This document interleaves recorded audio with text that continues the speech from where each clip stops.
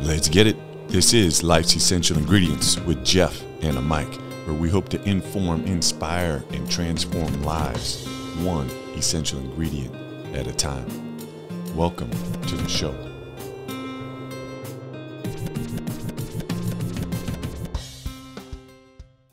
All right, listeners, thanks for tuning in to another episode of Life's Essential Ingredients.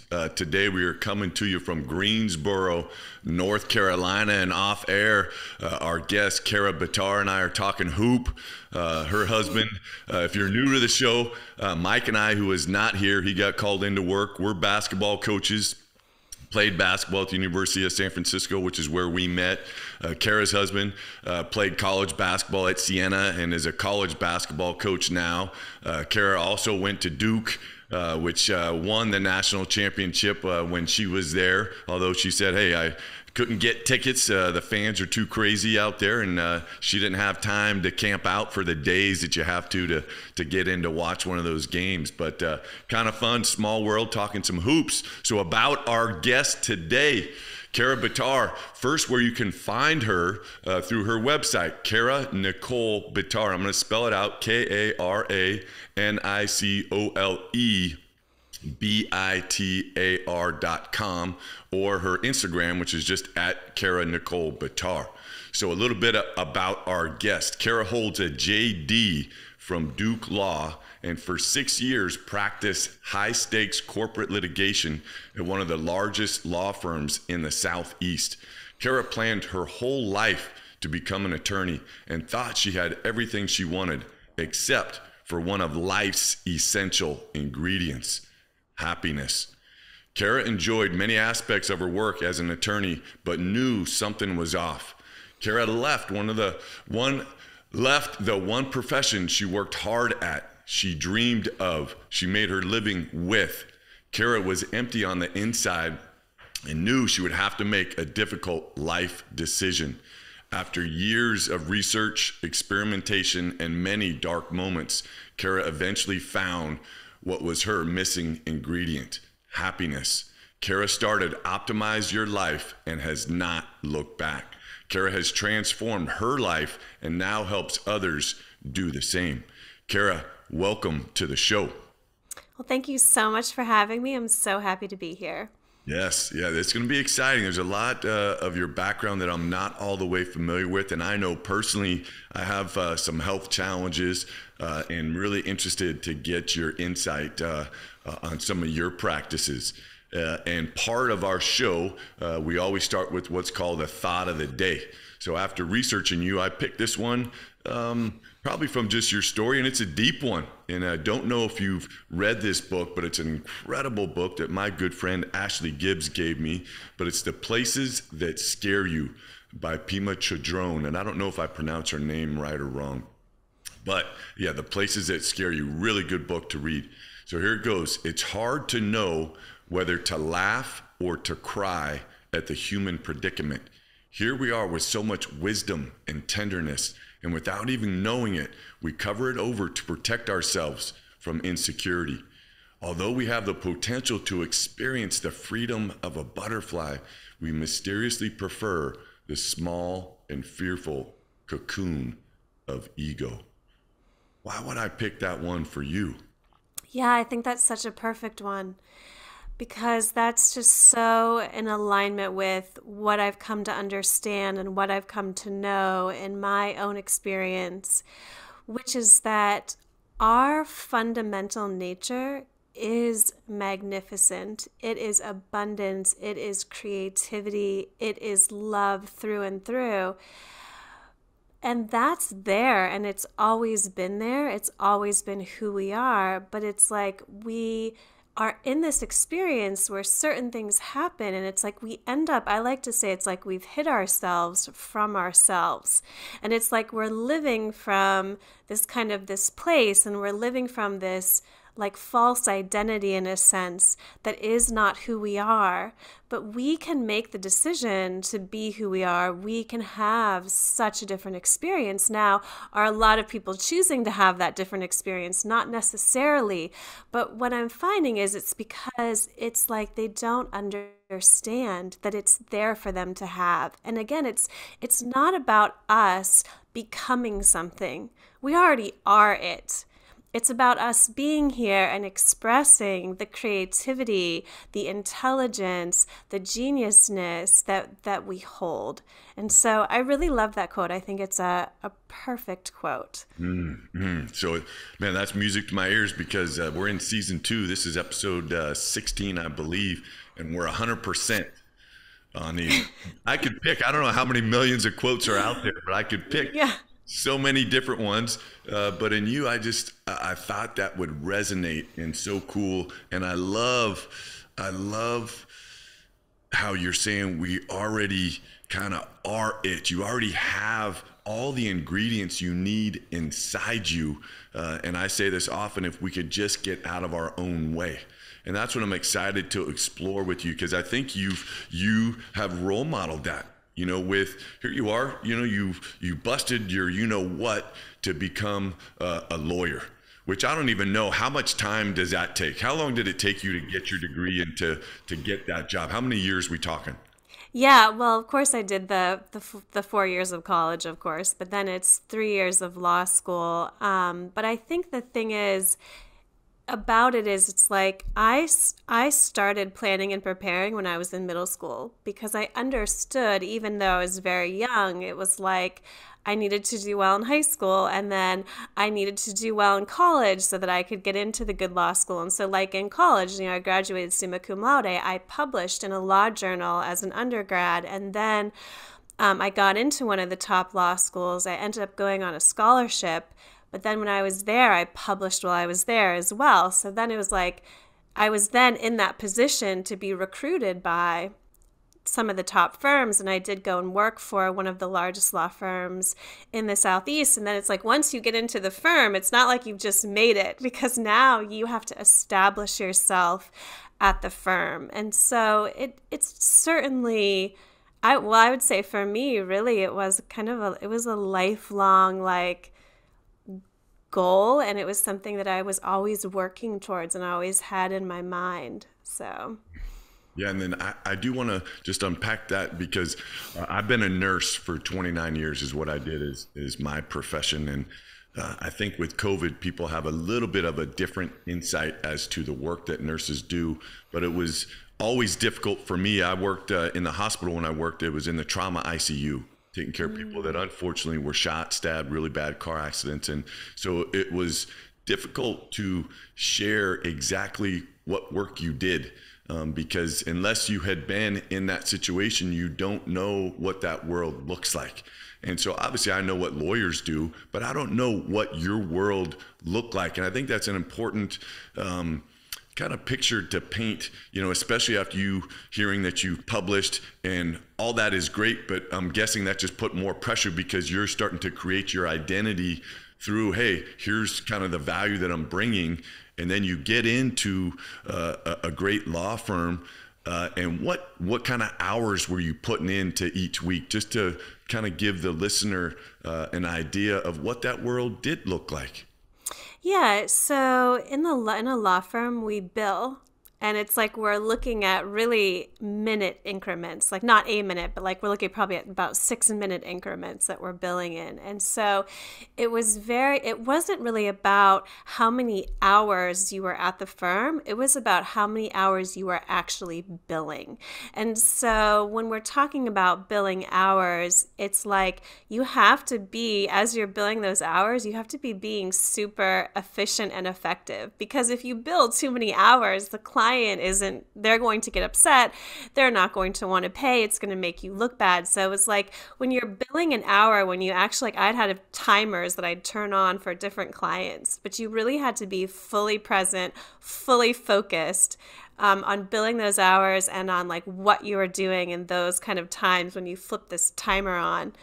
And so it was very intense work in a sense. And we did have like, there were kind of how many hours like we should kind of be billing, but at the same time, it's almost like you're, part of it is like, well, I need to bill a certain amount of hours, but the other part is we were just so busy that it was like, I hope I can just get all my work done in the day. And so, when I started, I was probably billing at least 10 to 12 hours a day. So that's not the time that I'm just in the office. That's the time I'm actually billing work. So like other certain types of work, they're not billable. Do you know what I mean? And I also actually did a lot of pro bono work for victims of domestic violence. And I was eventually named head of that project at our firm. So that's not billable work. That's pro bono work. So it's like when you think of like, of course, we have things that we're doing that aren't billable. So billing about between 10 and 12 hours a day. And much of that time when we think of attorneys and we think of litigators, we think of them like being in a courtroom. That's actually not super common. Really what you're doing a lot of times is you're researching and you're writing. And so I was sitting at my desk many days for really 12 hours a day, and I really more. And I would come home at night and like my legs would be swollen and everything would just ache because I was just sitting so much. So it was certainly intense work in terms of the number of hours and also in terms of just the focus we had to give to our work. The things we did were complex. They were not things that were like super simple. It really challenged me in terms of like, wow, am I even capable of, I'd be given some assignments and be like, wow, am I capable of doing this? Like I would have moments where I thought, I don't know if I am, because they were so, it's like we had to, as litigators, we had to become experts in whatever it was that our clients were doing. So if our clients are doing energy swaps, we had to become experts in energy swaps. And so it was certainly a profession and a job that it was high stress, it was high pressure, and it did certainly challenge me. Man, yeah. Thank you for painting that picture. Yeah, because it's, yeah. Again, I don't think the average person knows, again, unless they're in that space, and to know that here you are in middle school, knowing that this is what you want to do, and here you've achieved it. And I'm sure enjoying it, because yeah, you're definitely a hard worker, love to learn, love to challenge yourself. I definitely feel all those things in researching you. And yet after doing it for 6 years, you're just like, all right, this is not, there's something missing, and I want to search for something else. And I want to take a step back into what you were doing as an attorney, and I wrote down efficient and effective and fully present and focused. And then you look at your life now, and you're I don't know if it's the name of your company. I mean, it's because I know it's just your website, but it's the word you use is optimization, optimize. And all I see in the lessons that you learned from being an attorney, all I see is optimization right there, basically of what you said. And then now what is so cool is you've taken essential ingredients that you took from your time of, busting your ass as an attorney to, all right, well, I'm just going to apply this to life, and I'm going to take my expertise and give it as a gift to other people so they can incorporate it. And for that, I say thank you.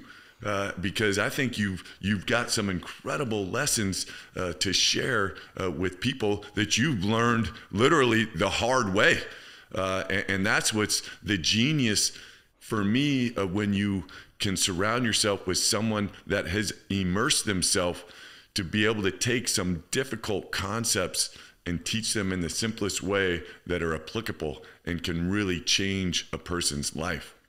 And again, that's why I'm excited to jump into this with you. But I do want to take, one other step back is, let's go back to, and I don't want to get into your law stuff. I'm ready to move on. But what was life like kind of growing up, for you? Help people understand you a little bit more on a personal level.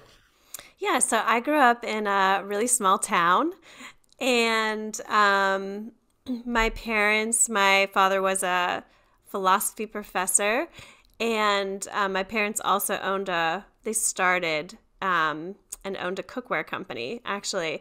But so my life really was, it was a really small town. And so I didn't have, it wasn't like I had exposure to, quite frankly, I don't think I knew any lawyers. The idea of working in like a big tall building was like, oh wow, that it was like I couldn't even imagine myself doing that because it was such a small town.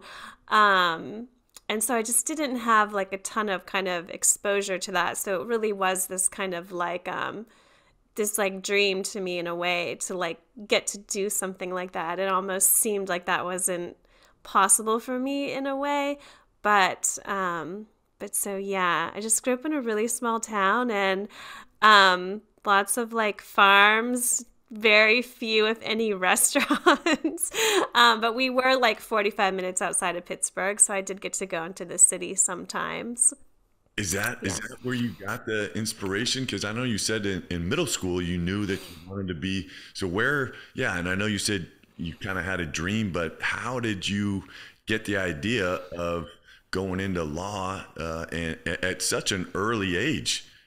Yeah, so here's the thing. Um, at the time when I was growing up, I would have had all of these reasons why I wanted to be an attorney, all of these reasons why that was a goal of mine. I now see what was actually going on kind of below the surface, what was actually going on there. And it wasn't just that I knew when I was in fifth grade I wanted to be an attorney. So really what it was is I held the belief that I lacked any sort of innate value or worthiness. And I also held the belief that I was like innately flawed, that I was this like sinner, that I was this kind of innately, basically like bad person in a sense. And so from, being a child and holding these beliefs, it was like I really believed that I had to prove myself. I had to make myself something. I had to make myself worthy. And growing up in the town that I grew up in, kind of in the environment that I was in, what I saw in that kind of child's brain was there's two noble professions in the world. One is a doctor and one is a lawyer. And I chose lawyer. And I just like I really honed in on that. And so at the time, again, and even as I went through college and even as I went through law school, if you asked me why I wanted to be an attorney, I would have had all these really good reasons why I wanted to be an attorney. But in truth, what was driving that really below the surface was this deep sense of unworthiness and this belief that I had to prove myself and that this was going to be the way that I was going to do it. Mm. Man, that's deep. That is deep, right there. So, in you leaving the profession, did you become more worthy and say, hey, you know what? I'm no longer that person. And now I know myself better.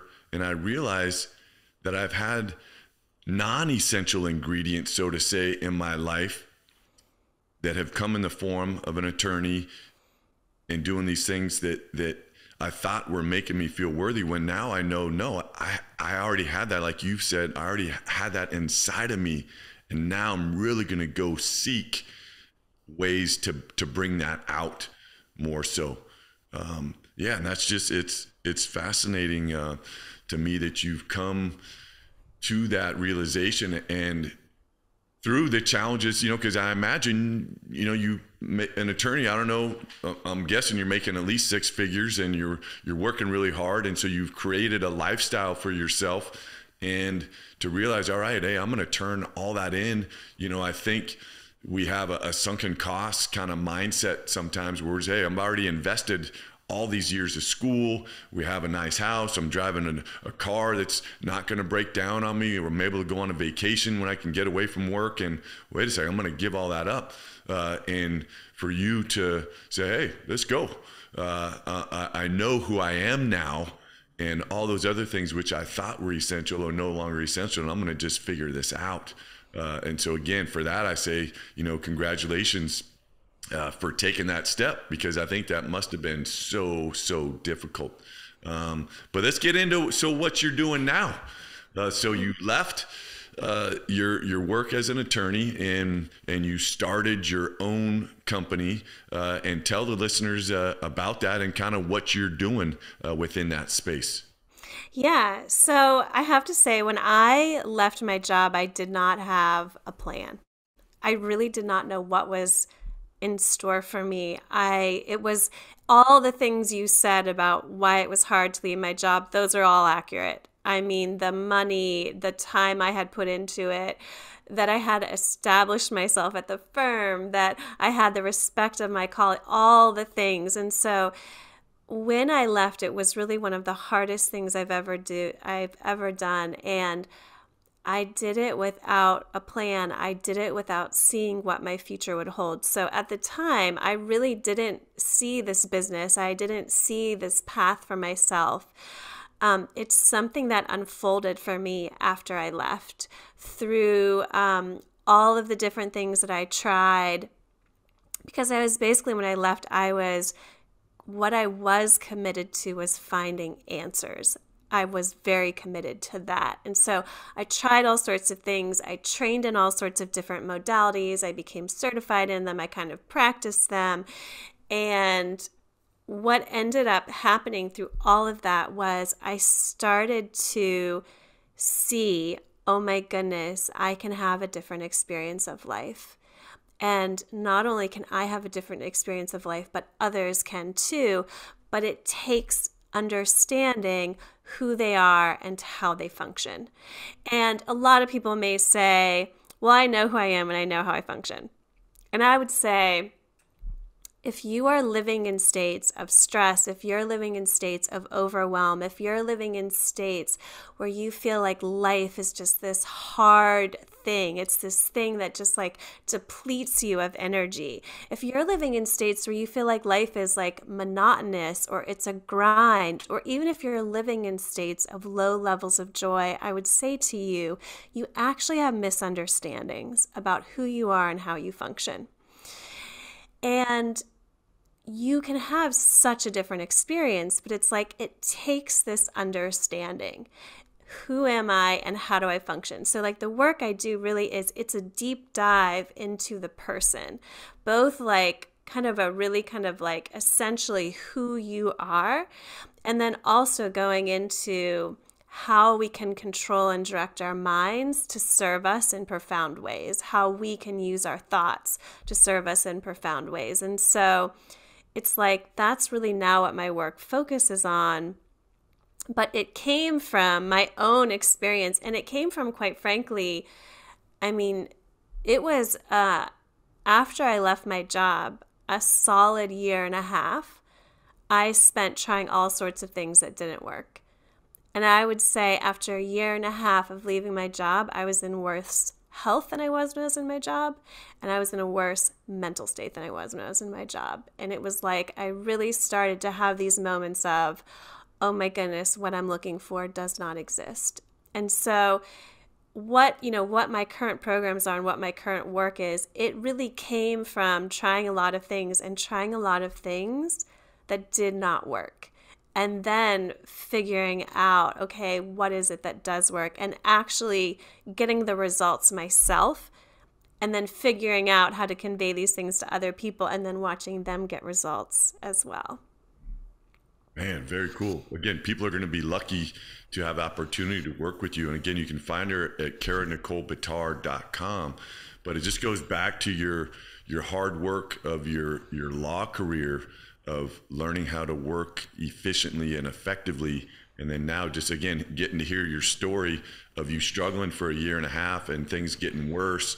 And then you just doing what you do, being a hard worker and gonna figure it out. And then now you got the blueprint for that. And that's your life's work now, is you share that with other people. Yeah, so cool. So I know part of what you do, and I'm not familiar with this, but let's jump into this one. And I'm sorry if I mispronounce this, but Kundalini Yoga. Mm-hmm. Tell the listeners about that and why that's a big part of how they can optimize their life. Yeah, definitely. So I had said before that I spent a year and a half, and after the year and a half point, I was in a worse state. And I really did have these moments of like, just go back and practice law. Like this is as good as life is. As like this is as good as life gets. It's not that great. Do you know what I mean? But it is what it is. But I really had this like there was something in me that was like, no, keep going. And so it was after that year and a half mark that I found Kundalini Yoga. And I did not know what Kundalini Yoga was. I had done yoga for years, but I didn't know what Kundalini Yoga was. And I literally just turned on a class. And after that class, I felt different. I felt noticeably different. And so I kept taking classes. And the more I took classes, the better I felt. I started to feel energized. I started to feel inspired. The aches and pains in my body started to go away. And so I continued to do it. And I eventually went on and I trained in it. Not because I was going to teach it. I just wanted to know, what is this thing that is changing my life? And so as I trained in it, then I started to understand more. Oh, this is why it's having such an impact. And I will tell you, I don't think we completely understand why Kundalini Yoga works as well as it does. I think modern science, I would say, is actually catching up to what the yogis knew. There have been scientific studies on Kundalini Yoga and its effectiveness, but I actually think we are really catching up to this technology and why it works. So Kundalini Yoga, it does look quite different from maybe what you might see typically in a yoga studio. So it varies. There's more Kundalini Yoga on the West Coast than there really is on the East Coast.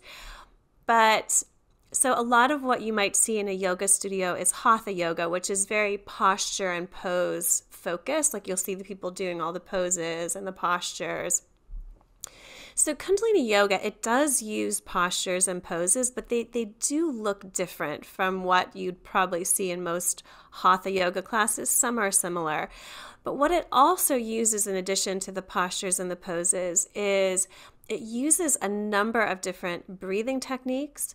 It uses hand positions and eye positions. So our hands are connected to different parts of the brain, and we can use our eye positions to stimulate like the pituitary gland, to stimulate the endocrine system. It also uses relaxation, meditation, and it uses sound currents. So it uses a lot of mantra.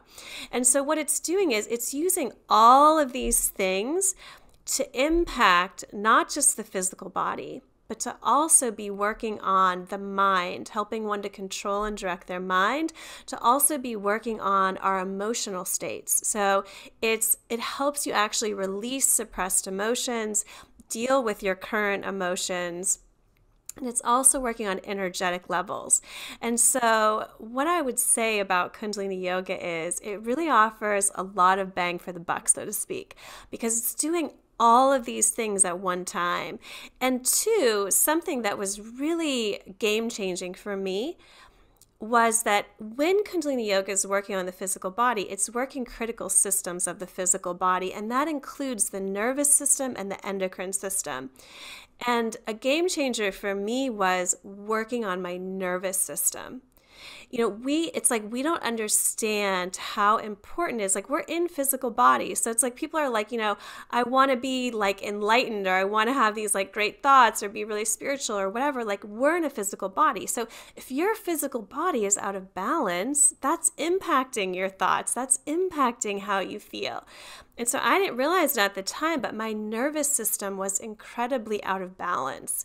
And so what Kundalini Yoga did is it helped to strengthen and balance my nervous system, and how this impacted like my thinking and my energy levels and how I felt about life and just how I could handle life. So again, what people like with the nervous system, people think like I need a strong nervous system so I can handle like the trauma and the drama and the hardship of life. It's not untrue, but you actually need a strong nervous system too to handle your greatness, to handle excitement, to handle feeling good. And so Kundalini Yoga, working on these, my nervous system, the other critical systems of my body, also working on my mind and my emotions, working at an energetic level. It did so much for me. And that really was something that was like this very pivotal thing in my experience that really started. It was like what really started to change things for me. Like my life started to really change. The tide of my life, in a sense, really started to change once I started doing Kundalini Yoga. Man, I love it. And yeah, I told you I'm a nurse, and unfortunately went out recently on disability retirement. And I'm not going to get into all the health challenges I have, but my wife has always wanted me to do some yoga. And I went a couple of times, but I have a lot of kind of musculoskeletal type issues where getting in poses and then just being tall and playing sports your whole life, you're already kind of in pain all the time. And so that didn't really work for me. But in listening to you, and I haven't researched it, but I'm definitely going to look to get into it and maybe partner with you. But yeah, all of what you're describing, I could just already feel my body wanting that. And it makes so much sense of you describing, your nervous system and our sympathetic and parasympathetic, nervous system, of tapping into that and helping people learn how to slow their thoughts by deeply breathing and doing everything that you're talking about, that you offer through your services, and tapping into our parasympathetic nervous system to allow everything to just slow down. And so what, kind of off topic a little bit, but what are your thoughts on the balance of technology and the impact that potentially it has on potentially limiting the benefits of this yoga? If you're trying to slow things down, I think obviously I love technology. I'm not saying anything against it. Here we are, you're all the way across the country. We got people listening in 29 countries. So I'm a fan of it, but I think we need to do a better job. Everything that you're describing is about balance, homeostasis in our bodies. And sometimes I feel like we don't do a good job enough of talking about, well, let's find that balance within technology. And so what are your thoughts on that?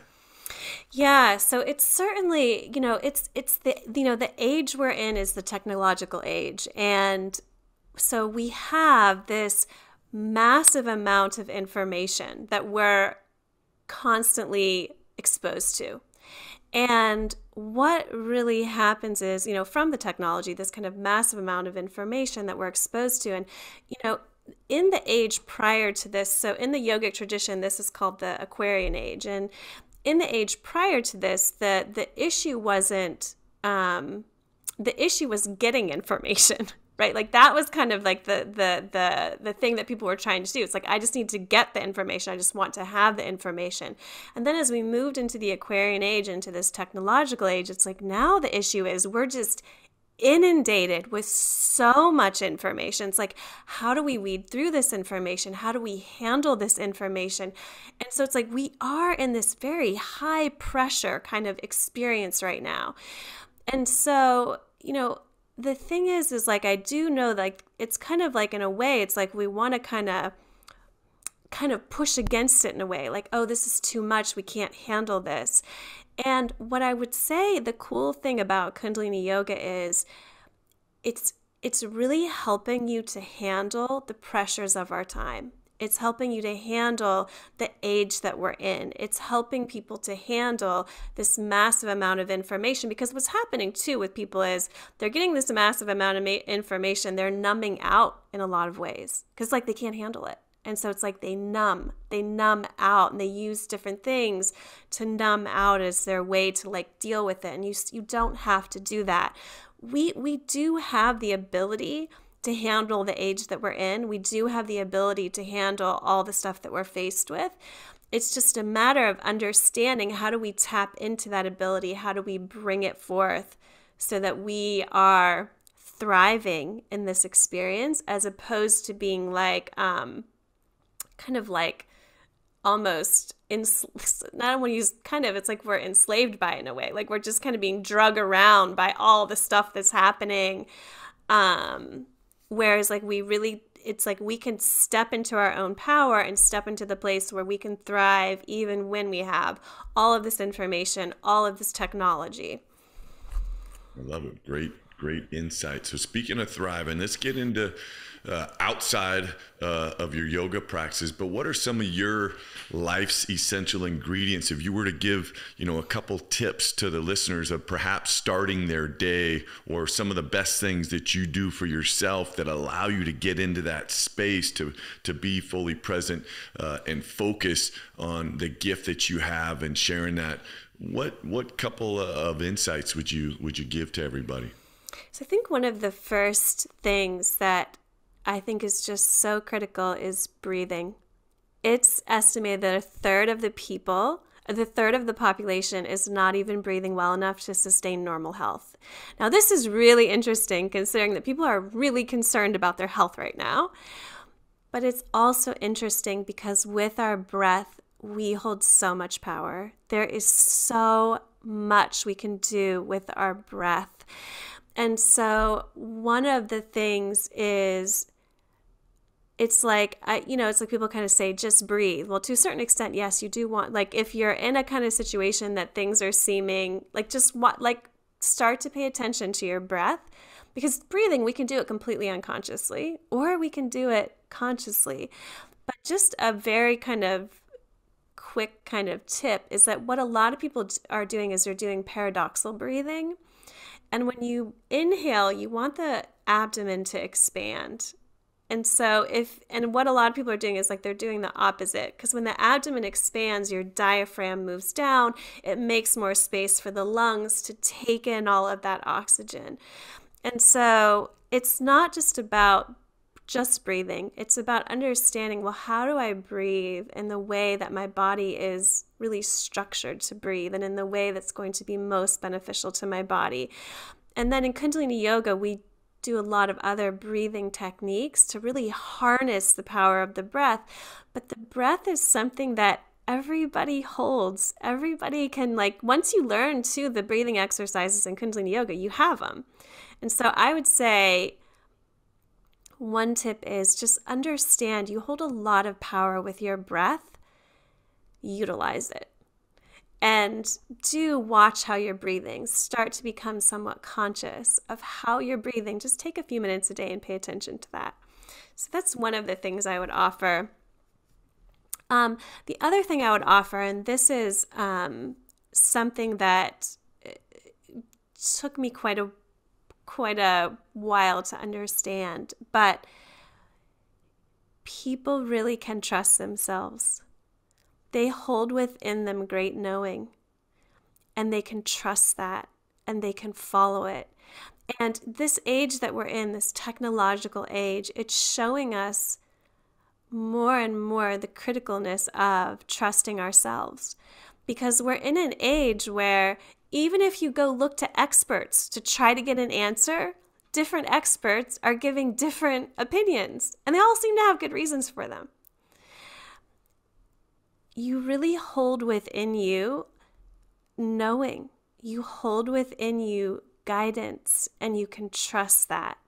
And that's really the thing that I learned. And, when I left my job, it seemed like this illogical and crazy thing to do. In my mind, I'm like, this makes no sense. Why would I walk away from all of this? Like, yes, it's high pressure. Yes, it's high stress, but still, why would I walk away from all of this? And at the time, I wasn't really tapped into, I didn't really understand that I could trust myself. But it was like I was being internally guided to leave that job. And again, it didn't seem to make logical sense to me. But oh my goodness, if I wouldn't have listened to that, it's like I'm living, like I've almost lived, I feel like I've lived two totally separate lives in this lifetime. But if I wouldn't have listened to that, what I would have missed. Like, my life has been absolutely transformed. I have transformed every aspect of my life. And the way I see life, the way I experience life is so dramatically different than anything, quite frankly. I actually really didn't think that was possible to feel that way about life. But again, there was this part of me that was like, go there, try that, step away from this. You know what I mean? But again, it was this internal knowing, this internal guidance that I had, and it didn't seem to make sense. But even though I didn't realize what I was doing, I followed it and I trusted it. And what has transpired in my life has amazed even me. So I would just offer to people. I love that. Yeah.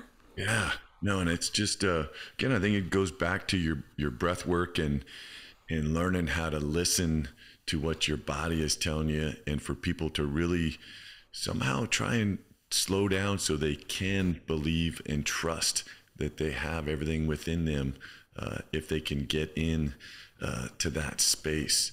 So I want you to talk a little bit more about perhaps some of the other things that you offer through your optimization coaching, and give any other insight that you want to share about what you do with that. Yeah, so I have two programs that I really focus on, and the first one is called the Foundation, the second one is called Thoughts. And those programs, what I do with them is I really structured the program I was really looking at, okay, when I was working, I was so busy. I had so little time. And so when I'm structuring these programs, I really was looking at, how do I make something that is efficient and effective, that can fit into any type of lifestyle, no matter how busy people are? Because one of the things too that I kind of came across was, it was like I was seeing all these different people, seeing all these different healers, doing all these different modalities. And the thing with a lot of them was they were asking so much of my time. It was almost like I needed to spend all of my time healing, or all of my time. It's just like, but where's the time to live?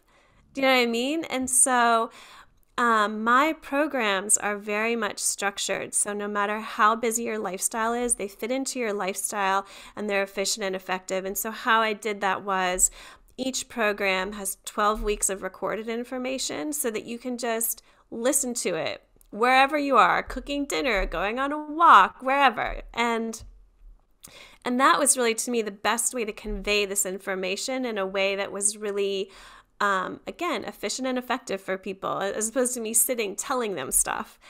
And then in my programs, I offer one-on-one sessions. And I think that's so important because we really do live in our own worlds. And so it's so helpful to have someone else offering you different perspective.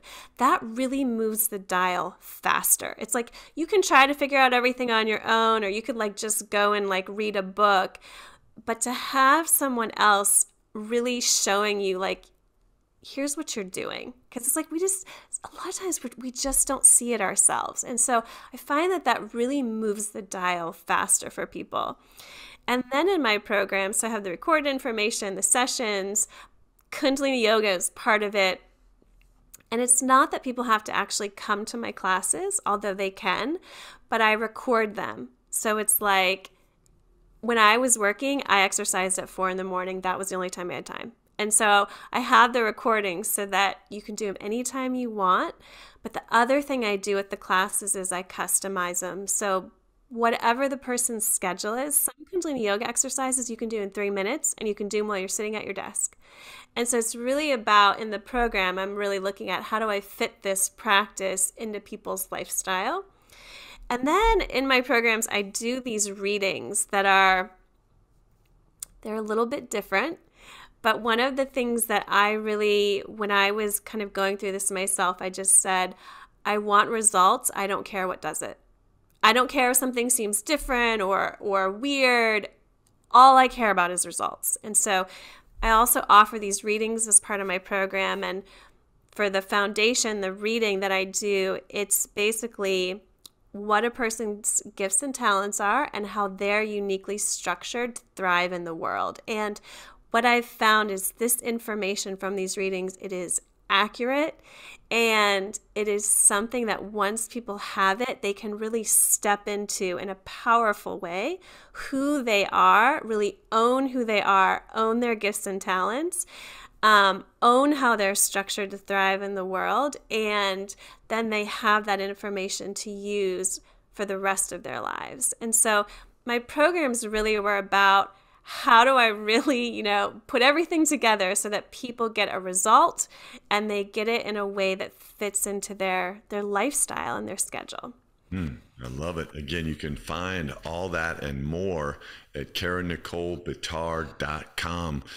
Suggest you reach out and see what she has to offer and to help you optimize your life. So Kara, it's been an incredible episode. We always end this way, but it's kind of the legacy, and we'll fast forward your life, 50, 60 years from now. You've lived an incredible life. You've figured out how to optimize and for you to share that gift with the world. And you've had so many thousands of people that you've helped. And now you're on your deathbed. And John Alston has this incredible quote that says, "The only thing you take with you when you're gone is what you leave behind." What is it that you want people that have been influenced by you, family, friends, clients, to have in their heart from their time with you? Yeah, well, that's a great question. I want people to know their greatness. I want them to know their worthiness and their value. I want them to know the love that they are. We have such different messaging in this experience about who people are and what they are. And so I want people to know the greatness that they are, the love that they are, the creativity that they hold. I love it. Listeners, that's a wrap. It's another episode of Life's Essential Ingredients. We've been again with Kara Bitar. You can find her at KaraNicoleBitar.com. We thank you for tuning in to another episode.